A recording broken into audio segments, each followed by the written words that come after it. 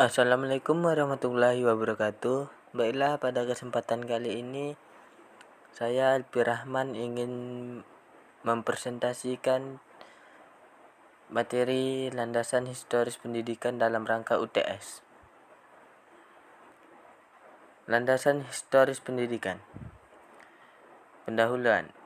Secara umum, pendidikan merupakan segala pengalaman belajar yang berlangsung dalam segala lingkungan dan sepanjang hidup. Secara khusus, pendidikan adalah usaha sadar yang dilakukan oleh keluarga, masyarakat, dan pemerintah melalui kegiatan bimbingan, pengajaran, dan latihan yang berlangsung di dalam luar sekolah sepanjang hayat untuk mempersiapkan peserta didik agar dapat memainkan peran dalam berbagai lingkungan hidup secara tetap di masa yang akan datang. B. Rumusan masalah. Berdasarkan latar belakang yang diuraikan di atas, maka rumusan masalah adalah sebagai berikut. 1. Pengertian landasan historis pendidikan. 2. Bagaimana sejarah perkembangan pendidikan di Indonesia. 3. Bagaimana sejarah perkembangan pendidikan di dunia. 4. Bagaimana implikasi sejarah terhadap konsep pendidikan nasional Indonesia. C.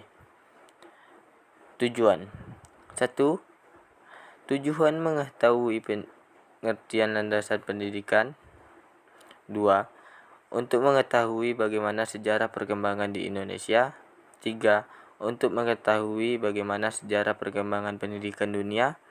4. Untuk mengetahui implikasi sejarah terhadap konsep pendidikan nasional Indonesia. A. Pengertian historis. Sejarah historis adalah keadaan masa lampau dengan segala macam penuh dengan informasi-informasi yang mengandung kejadian, model, konsep, teori, praktik, moral, cita-cita, bentuk, dan sebagainya. Landasan sejarah atau historis pendidikan nasional Indonesia merupakan pandangan ke masa lalu. Pandangan ini melahirkan studi-studi historis tentang proses perjalanan pendidikan nasional Indonesia yang terjadi pada periode tertentu di masa yang lampau. B. Sejarah perkembangan pendidikan di Indonesia. Pendidikan di Indonesia memiliki sejarah yang cukup panjang.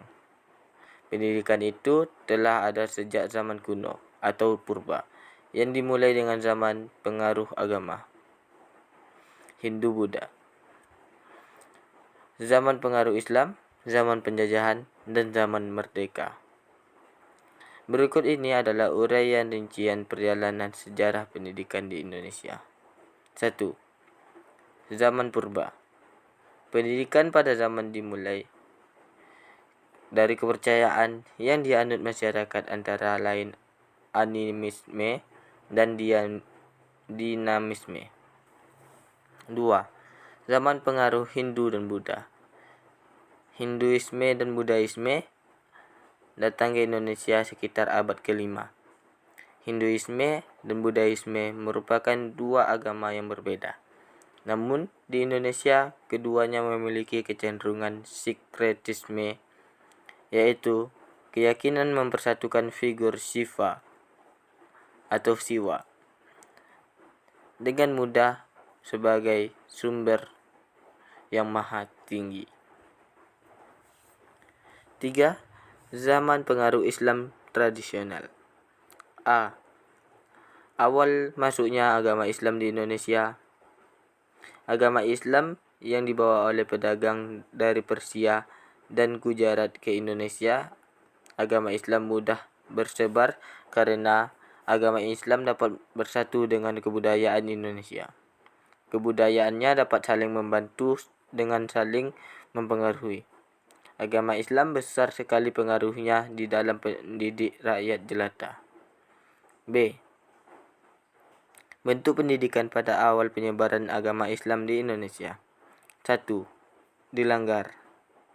2. Pendidikan di pesantren. 3. Pendidikan madrasah.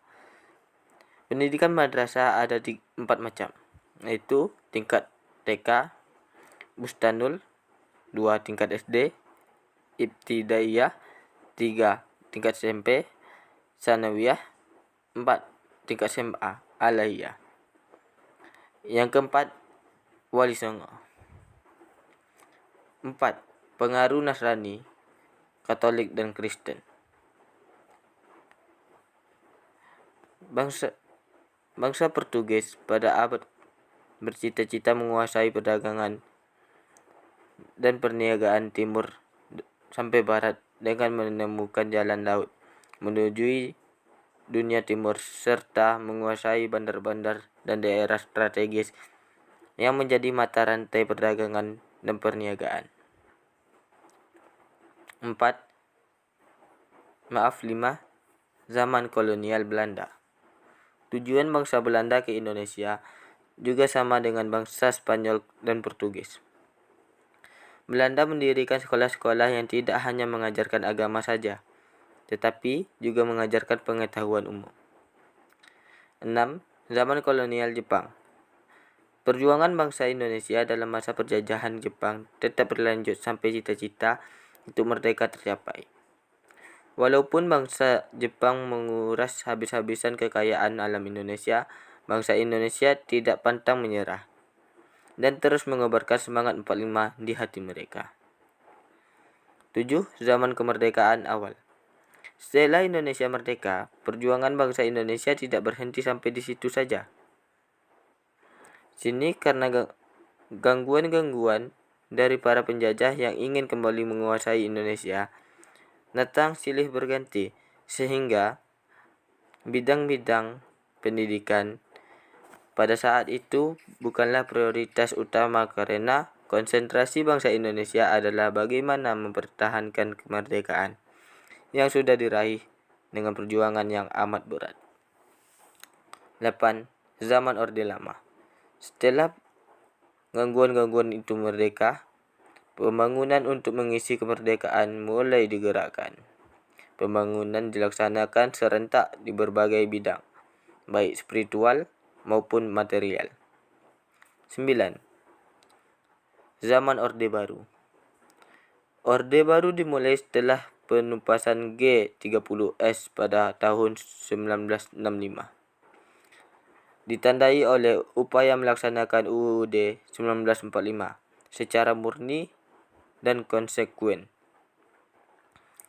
Haluan penyelenggaraan pendidikan dikoreksi dari penyimpangan-penyimpangan yang dilakukan oleh Orde Lama, yaitu dengan menetapkan pendidikan agama menjadi mata pelajaran dari sekolah dasar sampai dengan perguruan tinggi. 10. Zaman Reformasi. Selama Orde Baru berlangsung, rezim yang berkuasa taat leluasa melakukan hal-hal yang mereka inginkan tanpa ada berani melakukan pertentangan dan perlawanan.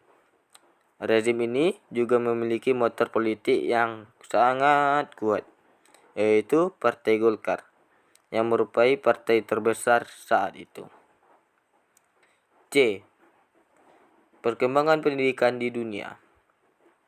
Sejarah pendidikan di dunia memberikan pengaruh pada pendidikan zaman sekarang meliputi zaman-zaman 1.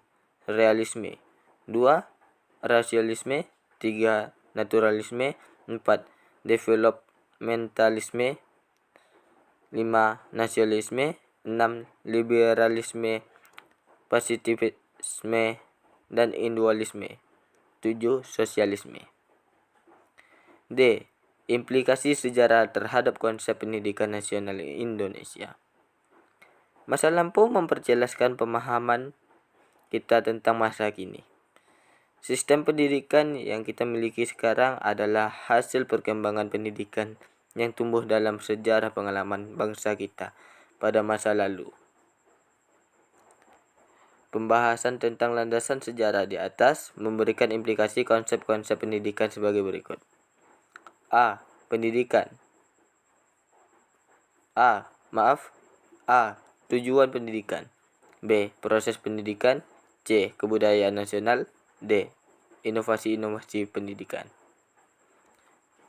Sampailah kita kepada penutup. Kesimpulan.